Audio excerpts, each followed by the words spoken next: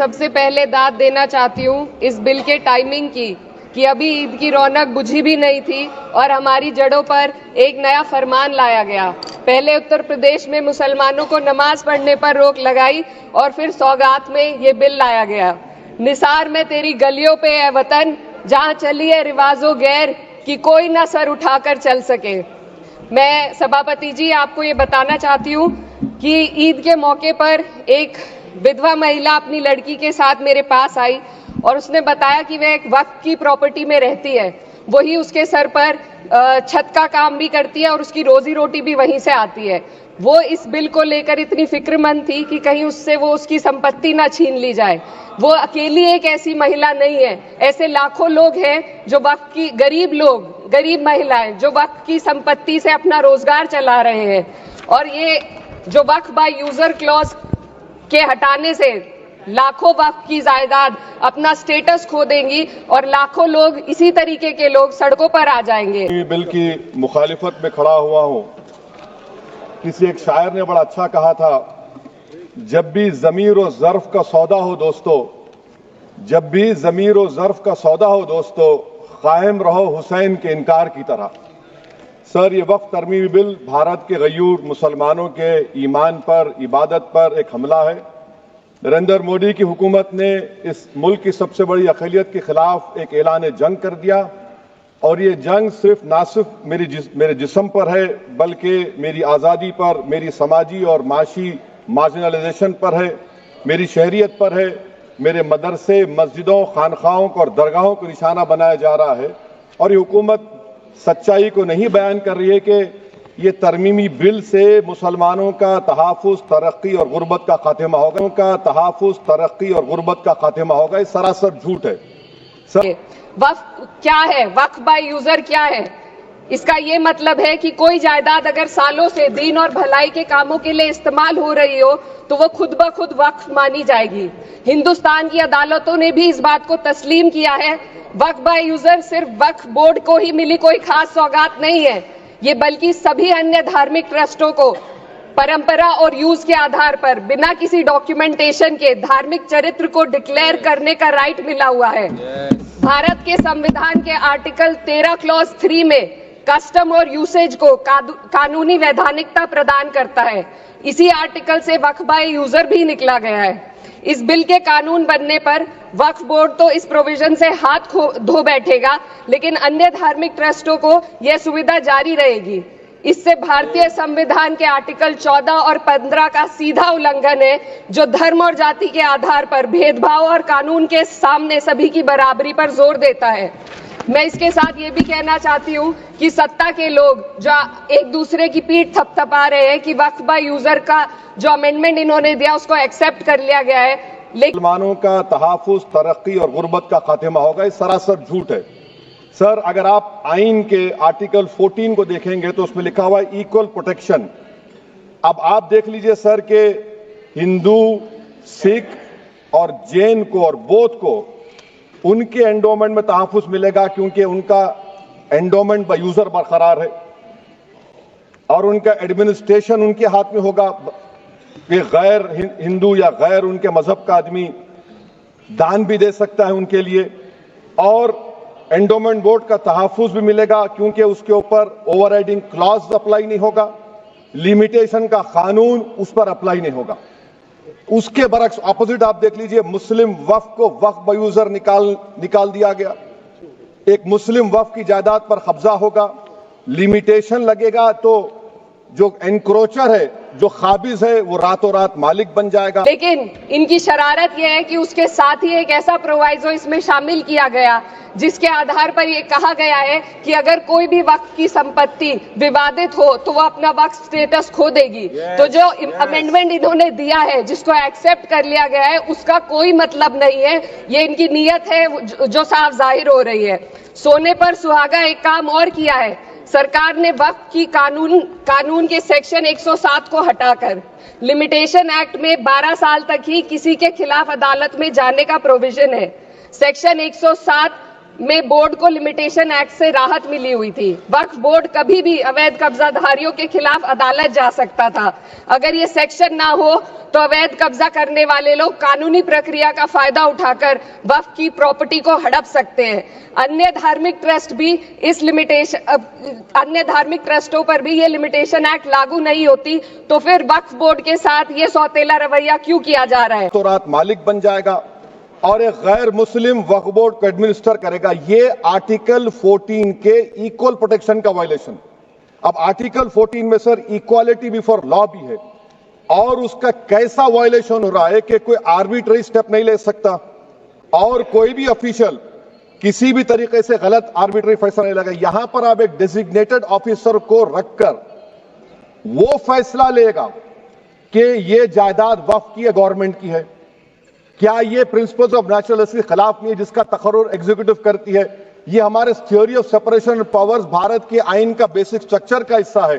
क्या इसका वायलेशन नहीं है? सर आर्टिकल 25 का वायलेशन कैसे है कि आप मुसलमानों से वक्फ यूजर छीन रहे हैं और फिर आप कर्ब कर रहे हैं वक्फ औलाद को, मगर वहीं पर दूसरे धर्म के मानने वालों को उनके मजहब पर चलने की पूरी इजाजत है। लफ्ज जो आर्टिकल 25 में इस्तेमाल हुआ सर वो इक्वली एंटाइटल्ड, यहां पर मुसलमानों के इक्वल एंटाइटल्ड नहीं हो रहा। अभी हम गृह मंत्री का, वजीर दाखिला का यहां पर उनका हमने तकरीर सुनी, यहां पर वो ये कहते हैं वजीर दाखिला, शायद वो कटमुल्ला की जबान ना कह दे वजीर दाखिला कहने पर, धर्म को देखकर दोहरी नीति क्यों अपनाई जा रही है? सेक्शन 107 और वक्फ बाय यूजर को अगर एक साथ पढ़ा जाए तो इससे लाखों वक्फ की प्रॉपर्टी पर कब्जा किया जाएगा। इसलिए ये बिल मुसलमान की भलाई का नहीं बल्कि उनके वजूद और विरासत को मिटाने का बिल है। हिंदुस्तान में बहुत सारे धार्मिक ट्रस्ट हैं जिसमें उस खास मजहब के लोग शामिल होते हैं और उसका इंतजाम करते हैं, और ये बात समझ में आने वाली भी है क्योंकि जो व्यक्ति अपने मजहब के रीति रिवाज को जितना अच्छे से समझ सकता है किसी अन्य मजहब का व्यक्ति नहीं समझ सकता।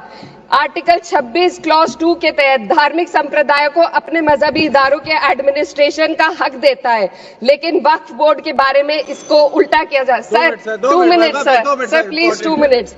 सरकार इसे एक सेक्युलर बॉडी मान रही है। वजीर दाखिला ने अपने बयान में कहा कि बोर्ड और काउंसिल जो होगा वो वक्फ इस्लाम से अलग है। सर अगर ये बात सच है आपकी तो फिर आपको एक कानून बनाने की जरूरत ही नहीं है, आप एक नॉन स्टैट्यूटरी बॉडी बना दीजिए। ये जो कानून बन रहा है ना सर, ये आर्टिकल 26 इसका सोर्स है, और आर्टिकल 26 जब इसका सोर्स है तो आर्टिकल 26 का ABCD क्या कहता है कि रिलीजियस डिनोमिनेशन को अपने मजहब के अफेयर्स खुद चलाना, मूवेबल इमूवेबल प्रॉपर्टी को लेना और एडमिनिस्टर करना। जब हिंदू धर्म को, बौद्ध धर्म को, सिखों को यह राइट दिया गया है तो आप कैसे मुसलमानों से छीन रहे हैं? तो ये आर्टिकल 26 का ग्रेव वायलेशन है। तो सर अब वक्फ बाय यूजर का मामला देखिए, मिनिस्टर साहब ने कहा कि एंक्रोचमेंट हो रहा है, 17,000 एंक्रोचमेंट हुए हैं। तो यही नरेंद्र मोदी की हुकूमत ने 2014 में उस वक्त के मंत्री ने एक Waqf properties eviction of unauthorised occupants bill को इंट्रोड्यूस किया। आपने विड्रॉ कर लिया 2024 में, उसको क्यों विड्रॉ किया सर आपने? एक सेक्युलर बॉडी मान रही है और इसमें गैर मुस्लिमों को शामिल करने की बात कह रही है। आपके मुंह से सेक्युलरिज्म की बात सुनकर अच्छा लगा, लेकिन अगले ही पल ये भ्रम टूट जाता है क्योंकि आपको सिर्फ दान देने के लिए प्रैक्टिसिंग मुस्लिम का आपने क्लॉज डाला है, लेकिन बोर्ड में बैठने के लिए मुस्लिम होने की कोई आपकी क्लॉज नहीं है। तो इससे आपकी जो दोहरी नीति है वो साफ जाहिर होती है। ये वही सरकार है जिसने राम जन्मभूमि ट्रस्ट में ये लिख दिया कि जिला अधिकारी भी अगर होगा तो हिंदू होना चाहिए। कोई मुझे बताए कि वहां पर सेक्युलरिज्म का रस क्यों नहीं घोला गया? सर आखिर में मैं अपनी बात को खत्म करने से पहले महिलाओं का मुद्दा बार बार उठाया जा रहा है। सरकार का कहना है कि बोर्ड में मुस्लिम महिलाओं को रिप्रेजेंटेशन देंगे। इस कानून से पहले भी मुस्लिम महिलाएं बोर्ड में मेंबर रह चुकी हैं और मिनिमम 2 का प्रोविजन था, उससे ज्यादा भी हो सकती थी। सर मैं ये कहना चाहती हूँ कि सरकार ने महिलाओं के लिए ऐसा कौन सा नया काम किया जिसका ढिंडोरा सरकार का हर सदस्य पीट रहा है। इस बात की तायीद अगर आपकी तरफ से कोई मुस्लिम महिला करती तो आप उसका यकीन भी करते, लेकिन अफसोस आपकी इतनी लंबी कतार में एक भी मुस्लिम महिला नजर नहीं आती है। उसको क्यों विड्रॉ किया सर आपने? जब आप मान रहे थे कि एंक्रोचमेंट हो रहा है तो आपने बिल को विड्रॉ कर लिया। अच्छा सर, अब वक्फ बाय यूजर को आपने निकाल दिया, माने कंडीशन क्या लगाए कि अगर उसमें डिस्प्यूट होगा और गवर्नमेंट प्रॉपर्टी होगी। सर डिस्प्यूट तो है, मिसाल के तौर पर मोहिबुल्लाह साहब जिस मस्जिद के इमाम है, पार्लियामेंट के सामने मस्जिद है सर, 123 प्रॉपर्टीज में मस्जिद है, डिस्प्यूट चल रहा है। कल कलेक्टर या डिस्ट्रिक्ट ऑफिसर बोलेगा कि भाई साहब ये गवर्नमेंट प्रॉपर्टी है, स्टिकर लगा दिया जाएगा, मस्जिद बंद, गवर्नमेंट प्रॉपर्टी हो गई, होगी ना सर? अब ये बताइए, आप जब से यहां पर पूरे बीजेपी रूलिंग पार्टी हमको ज्ञान दे रहे हैं कुछ नहीं होगा, कुछ नहीं होगा, मैं दलील के साथ बता रहा हूं आपको, ये मस्जिद दिल्ली गवर्नमेंट बोलती हमारी है, वक्फ दिल्ली वक्फ बोलता हमारी है, तो सर वक्फ बाय यूजर अगर मैं अपनी गवर्नमेंट के खिलाफ वक्फ बोर्ड वक्फ बाय यूजर इस्तेमाल नहीं करेगा तो क्या है सर? अच्छा ये अमेंडमेंट जब हो जाएगा तो मुझे कहने दीजिए सर, सिर्फ प्राचीन मंदिरों की इबादत होगी, मस्जिदों की नहीं होगी।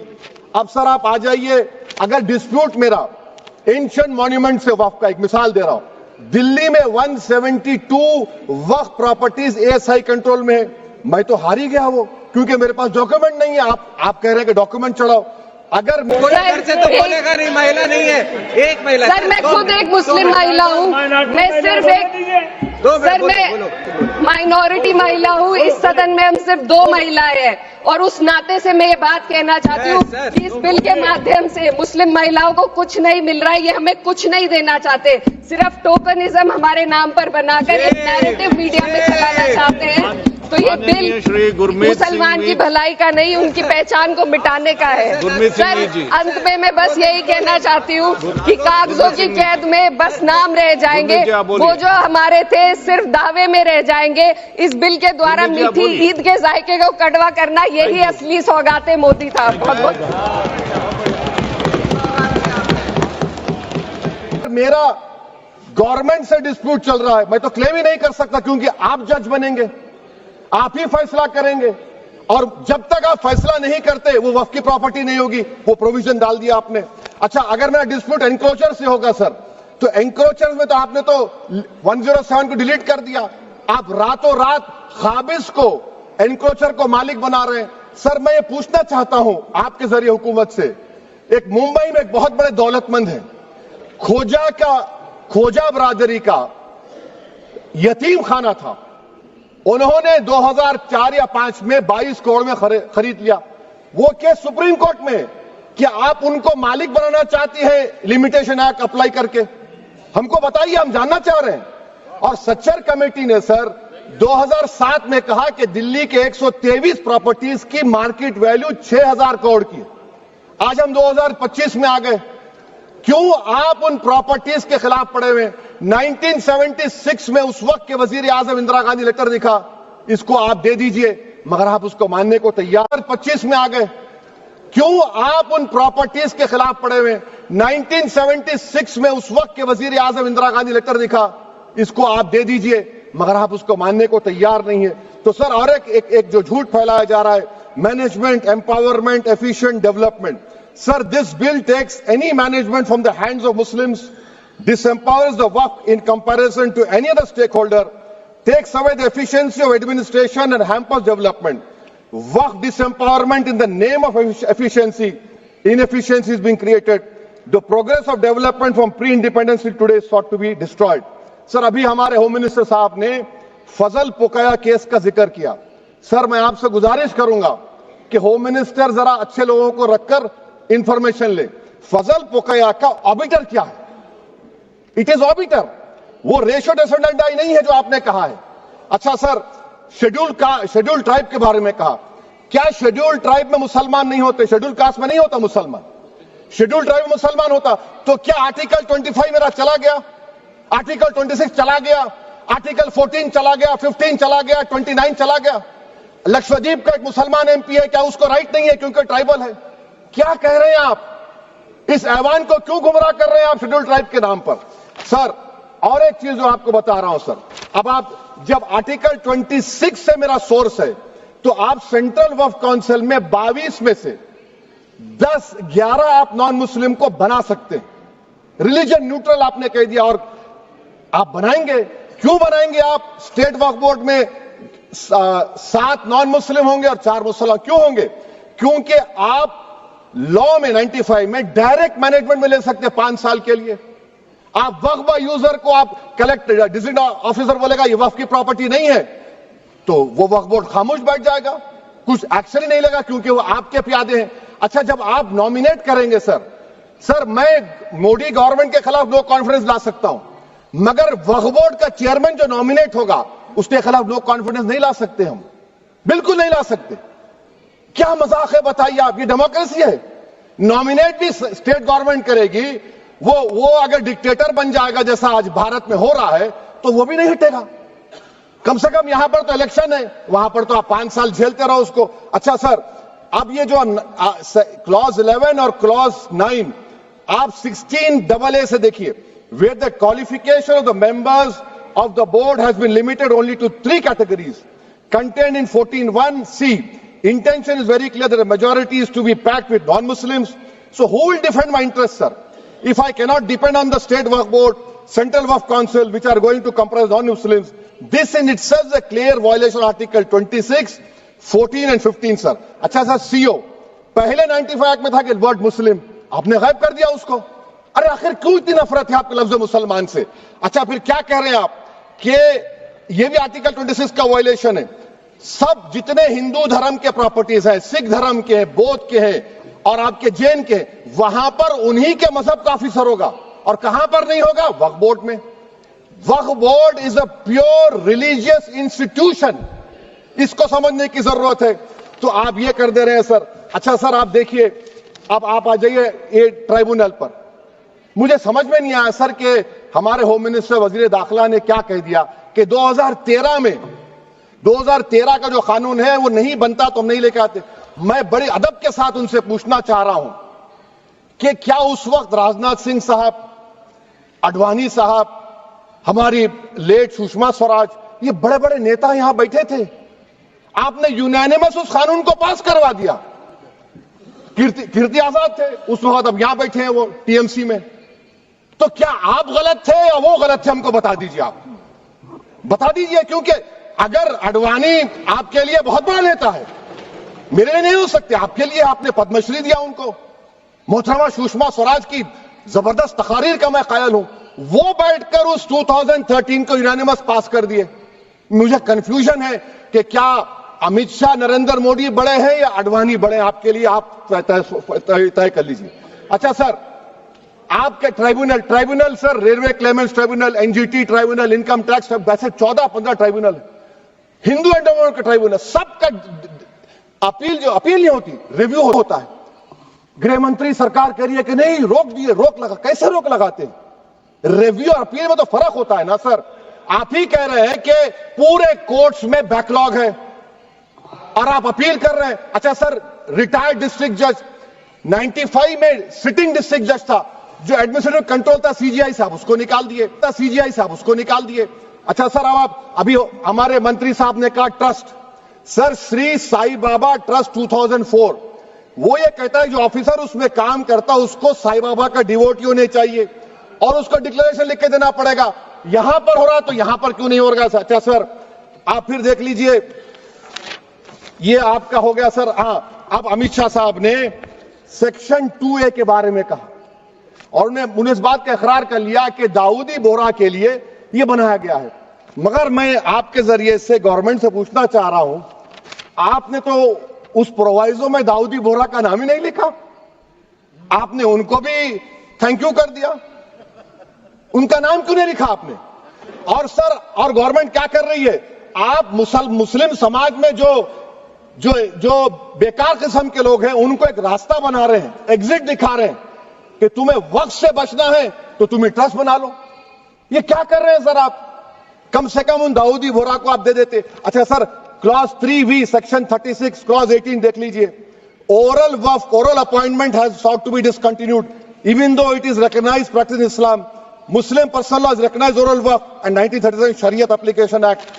सर, आप क्लॉज 3(9) पर आ जाइए। 5 साल के लिए मुसलमान।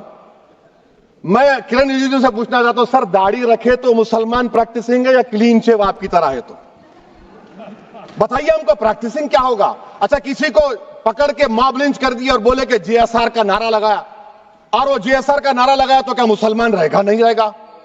या फिर देश के प्रधानमंत्री ने कहा था कपड़े देखकर पहचानो, तो क्या कपड़े देखकर आप कह देंगे?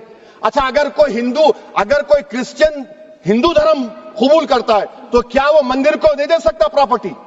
फिर भारत के संविधान में आर्टिकल 300 क्यों है सर? राइट टू इक्वालिटी क्यों है? फ्रीडम ऑफ रिलीजन क्यों है?